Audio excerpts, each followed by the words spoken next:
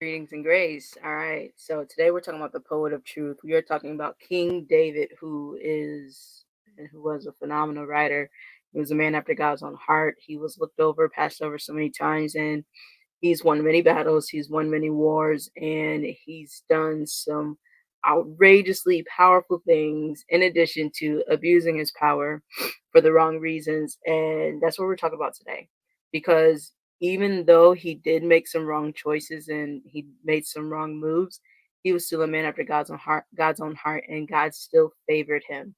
But it didn't mean that he was, he was able to. It doesn't mean that negated consequences. That's what I'm trying to say.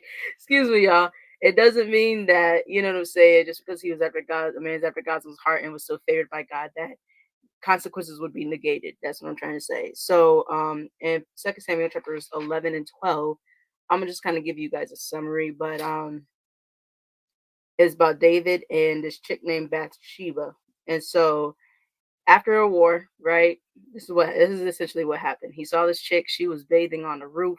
You know what I'm saying? He saw her naked. He had one of his guards sent, get her, and he decided to sleep with her. Now here's the thing. Her husband was out to war, right? And when her husband came back from serving, right, David sent him to be on the front lines. And so, right, David sent him to be on the front lines and everything like that, which led him to, you know what I'm saying, sleep with his wife, right? Then when he came back, how does it go? It went something similar to, if I recall correctly, and I could be wrong, but if I recall correctly, it was she's like, "Yo, I'm pregnant, David." You know what I'm saying? He tried to have her husband stay and sleep with her, but her husband was so committed to serving the military, the kingdom, and he didn't do it. And so he sent Uriah out to be killed. And yeah, that started a whole bunch of consequences within his lineage. So in the springtime, at the time when kings go off to war, David sent Joab out with the king's men and the whole Israelite army. They destroyed the Ammonites and besieged Rabbah, but David remained in Jerusalem. He wasn't, I don't think he was supposed to actually be in Jerusalem. He was supposed to be out there.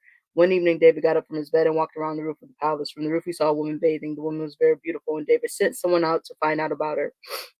The man, she is Bathsheba, the daughter of Eliam, and the wife of Uriah the Hittite. Then David sent messengers to get her. She came to him and he slept with her. Now she was purifying herself from her monthly uncleanness, so her period. Then she went back home. The woman conceived and sent word to David saying, "I am pregnant."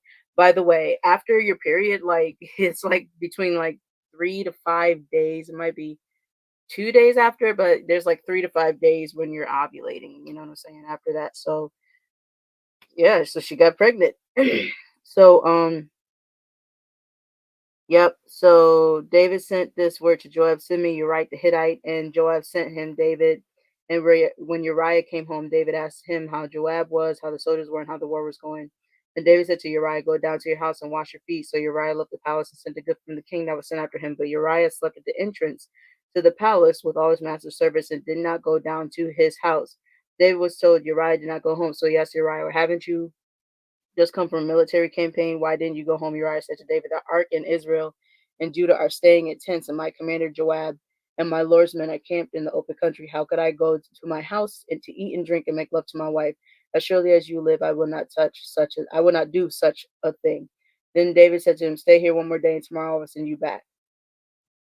So, yo, that's yo, Uriah's faithfulness, man. That's crazy because David, he was a total jerk. You know what I'm saying?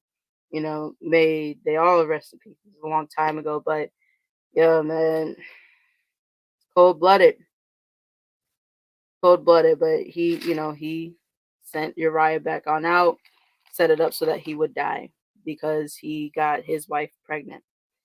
And in chapter 12, Nathan actually ends up rebuking David. So maybe this will be a part two because there's two whole entire chapters. But that joint was wild. That joint, yeah, this joint is so wild. So I'll read chapter 11. Finish it. I'll finish it up. Lord have mercy. So verse 12, chapter 11, verse 12. Then David said to him, "Stay here one more day, and tomorrow I will send you back." So Uriah remained in Jerusalem that day and the next. At David's invitation, he ate and drank with him, and David made him drunk. But in the evening, Uriah went out to sleep on his mat during among his master's servants. He did not go home. In the morning, David wrote a letter to Joab and sent it with Uriah. And then he wrote, "Put Uriah out in the front where the fighting is fiercest, then withdraw from him so he will be struck down and die." So while Joab had the city under siege, he put Uriah at a place where he knew the strongest defenders were. When the men of the city came out and fought against Joab, some of the men in David's army fell. Moreover, Uriah the Hittite, died. Joab sent David a full account of the battle. He instructed the messenger, "When you have finished giving the king this account of the battle, the king's anger may flare up, and he may ask you, 'Why did you get so close to the city to fight? Didn't you know they would shoot arrows from the wall? Who killed the Abimelech son of Jerubasheth? Jerubasheth." Wow, that's a oof. Then the woman dropped an upper milestone on him from the wall so that he died in Tebez.